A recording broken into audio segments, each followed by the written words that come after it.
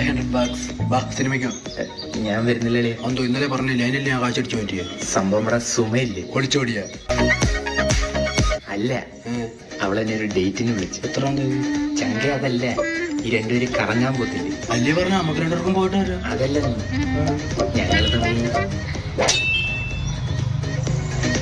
കളിക്കാതെ സിനിമയിൽ പോത്തണം. ശരിക്കും പോണം. പിന്നെ ചുമ്മാ രാത്രി 12 മണിക്ക് എന്റെ അടുത്ത് പറഞ്ഞടാ. എന്നിട്ട് എന്റെ അടുത്ത് പറഞ്ഞില്ലല്ലോ. നിന്റെ അടുത്ത് എന്തിനാ പറയുന്നത്? അളിയ സംഭവം തൊടല്ലേ, അതെന്ത് മാറി സംസാരിക്കും.